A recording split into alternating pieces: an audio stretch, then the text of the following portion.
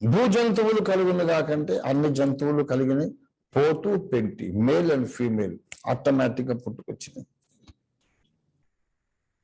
దేవుడు నేల మట్టితో నరుని నిర్మించినప్పుడే 2 మట్టి ముద్దలు తీసుకొని వచ్చి ఒక మగ మనిషి దేహము, ఒక ఆడ మనిషి దేహం నిర్మించి ఉండవచ్చు. God could have done that. కానీ దేవుడు అలా చేయలేదు. ఆదామును ముందు చేసి కొన్ని సంవత్సరాలు అయ్యాక హవ్వను చేశాడు. ఆదాము ఒంటరిగా ఉంటే మంచిది కాదు అన్నాడంటే చాలా కాలం ఒంటరిగా ఉన్నాడు ఆదాము. ఎందుకంటే సంఘము అనేది ఉండకముందే యేసు ఉన్నాడు. ఆ పిక్చర్ కొరకు భక్త సమాజము లేకముందే దేవుని కుమారుడు ఉన్నాడు. ఆ సూచన మనకు చూపించడానికి, ఆ పిక్చర్, ఆ నమూనా, ఆ మాదిరి, ఆ సాదృశ్యం, ఆ అలిగోరి మనకు చూపించడానికి హవ్వ లేకముందే ఆదాము చాలా కాలం ఉండాల్సి వచ్చింది. సరే, అప్పుడైనా సరే ఒక స్త్రీ కలుగును కాక అంటే కలుగుతుంది. ఆదాము చాలా కాలం ఉన్నాడు, ఒంటరిగా ఉన్నాడు. ఒంటరిగా ఉంటే మంచిది కాదన్నాడు దేవుడు. అతనికి సాటి అయిన సహాయం నేను చేసేదని అన్నాడు. ఆయన కళ్ళు మూసుకొని ధ్యానించి ఆ ఉమెన్ అనేది ఎలా ఉండాలో మనసులో ఊహించుకొని ఇటువంటి ఒక స్త్రీ కలుగునుగా అంటే కలగదా? మేకలు, జింకలు, లేళ్ళు, దూపులు, అడవి జంతువులు, సాధు జంతువులు అన్ని పుట్టలేదా కలుగునుగా కంటే? ఒక ఆడపిల్ల ఎందుకు పుట్టదు? ఎందుకు పుట్టదు? ఆదాముకు భార్య కావాలంటే దేవుడు కలుగునుగా కానీ పలికితే చాలు. కానీ కలుగునుగా కనలేదు. ఆదాము నిద్ర కలుగజేసి, గాఢ నిద్ర కలుగజేసి పక్కటెముకలు తీసి మాంసం కొంచెం తీసుకొని దాన్నే స్త్రీనిగా చేసి ఇచ్చాడు. ఆదాముకు భార్యను ఆ రీతిలో చేయాల్సిన అవసరం ఏంటి అంటే, ఆదాముకు భార్యను ఎలాగైనా దేవుడు చేయవచ్చు, కానీ కడపటి ఆదాము భార్య మాత్రం ఇలాగే తయారవుతుంది. ఇది ఒకటే మార్గం. This is the only way. The greater eve, the wife of the last Adam, could be constructed. కడపటి ఆదాము యొక్క భార్య అయినటువంటి కడపటి హవ్వ అయిన సంఘము ఈ పద్ధతిలో మాత్రమే తయారవుతుంది. తయారయ్యే అవకాశం ఉంది. ఆదాము కొరకు ఒక భార్య కలుగును గాక అంటే ఎక్కడి నుంచి పుట్టుకొచ్చేస్తుంది, శూన్యములోంచి. ఇంకో మట్టి ముద్దతో చేయవచ్చు. ఎలాగైనా దేవుడు 101 పద్ధతులు ఉంటాయి ఆయనకి. God has infinite ways of doing things. కానీ ఇలాగే ఎందుకు చేయాలి? ఆదాము నిద్రబుచ్చి పక్కటెముకను తీసి ఇదొకటే మార్గమా? ఇంకా వేరే మార్గం లేదా? ఆదాముకి ఎలాగైనా చేయొచ్చు బాబు, కానీ కడపటి ఆదాముకు మాత్రం ఇలాగే చేయాలి.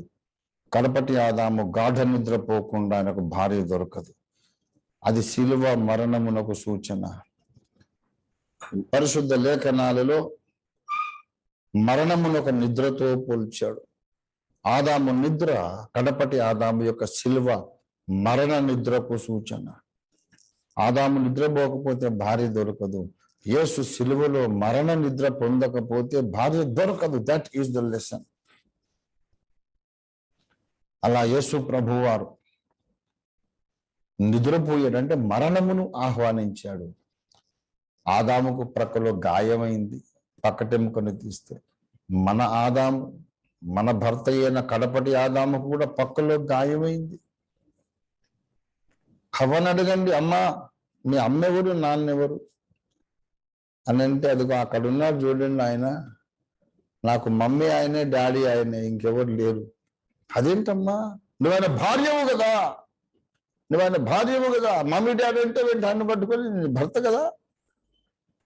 ఏమోనండి, నాకు అదంతా తెలియదు.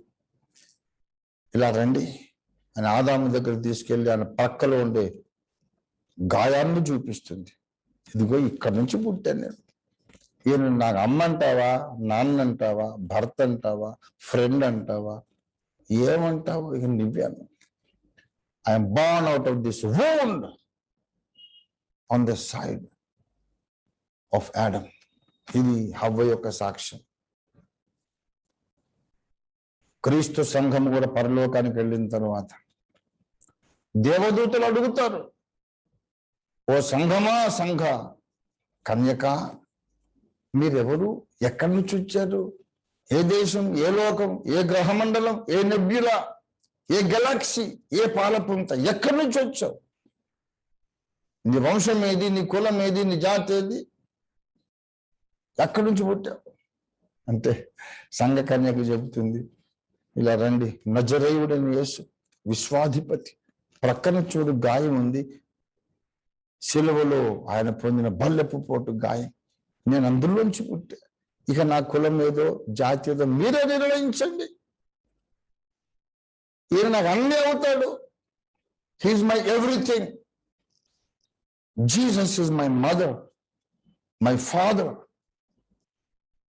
and he is my husband, he is my lover, he is my friend, वो मेरा सब कुछ है, అన్ని ఆయన. యేసయ్య మనకి ఏమవుతాడండి, అన్ని అవుతాడు, అన్ని ఆయనే, అమ్మ, నాన్న, ప్రియుడు, భర్త, స్నేహితుడు, అన్ని ఆయనే. దేవుని బిడలారా, యేసయ్య ప్రక్కలో నుండి మనం వచ్చాం.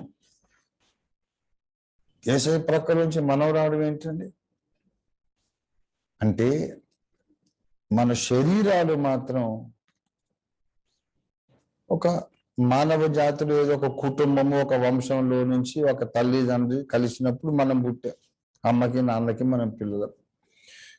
కానీ మనలో ఉన్న అంతరంగ పురుషుడు ఉన్నాడు చూశారు,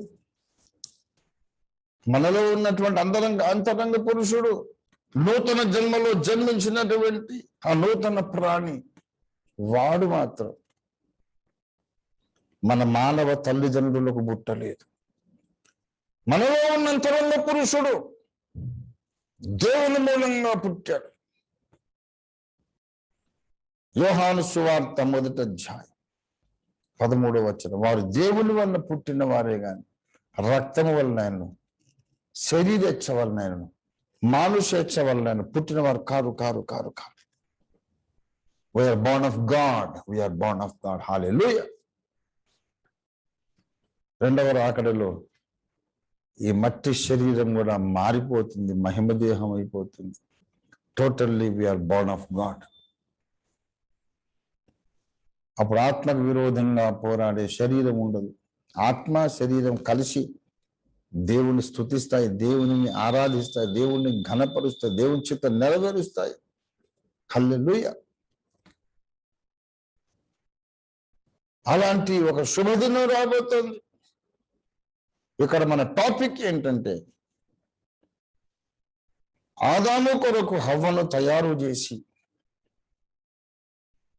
ఆమెను ఆదామునొద్దకు దేవుడు తీసుకొని వచ్చాడు. దేవునికి స్తోత్రం కలుగును గాక.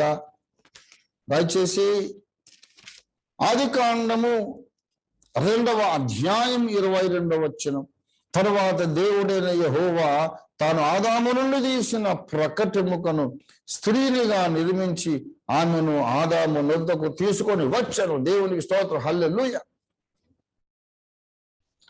ఆదాము దగ్గరికి హవ్వను తీసుకొని వచ్చిన దేవుడు ఒకనాటికి కడపటి ఆదాము దగ్గరికి కూడా ఇంకొక హవ్వను తీసుకొని వస్తాడు. ఆ హవ్వ నువ్వు నేను, నీవు నేను, సకల డినామినేషన్స్ లోని పరిశుద్ధులు, నూతన జన్మ పొందిన విశ్వాసులు, యేసు రక్తములో కడగబడిన విశ్వాసులు అందరూ. హవ్వ మనలను కడపటి ఆదామైన క్రీస్తు దగ్గరికి తండ్రి అయిన దేవుడు తీసుకొస్తాడు. ఇదిగో నా కుమారుడా, నేను నీ కోసం సిద్ధపరిచిన సాటి అయిన సహాయం. నువ్వు ఒంటరిగా ఉంటే నాకు ఇష్టం లేదు, నీకు ఒక భార్యను తయారు చేశారు. ఇదిగో నీవే సిలువలో కార్చిన పరిశుద్ధ రక్తము ద్వారా రక్షణ పొంది, పాప క్షమాపణ పొంది, పవిత్రపరచబడి పరిశుద్ధులై నూతన జన్మ పొందినటువంటి ధన్యజీవులు. ఒక్కొక్కడు ఒక్కొక్క జీవకణం, ఈ కోట్ల జీవకణాలు కలిసి వధువు, అందమైన వధువు తయారైంది. ఆదాము దగ్గరికి ఒక మానవ స్త్రీ హవ్వ వచ్చి నిలబడ్డది. Behold, I am created for you. I am created for you. యేసు ముందుకు ఇంకో హవ్వ వచ్చి నిలబడుతుంది రెండవ రాకడలో. అదే రెండవ రాకడ. పరమ తండ్రి చేసే అద్భుతమైన కార్యం, మహత్కార్యం ఇది. యేసు ప్రభు ముందుకు తండ్రి తీసుకొని వస్తాడు అందమైన ఒక అమ్మాయి. ఇదిగో కుమారుడా, నీ కొరకు నేను సిద్ధపరిచిన వధువు. Take her and bless the whole universe together. నీవును నీ భార్య కలిసి ఈ విశ్వాన్ని ఆశీర్వదించండి, పరిపాలించండి.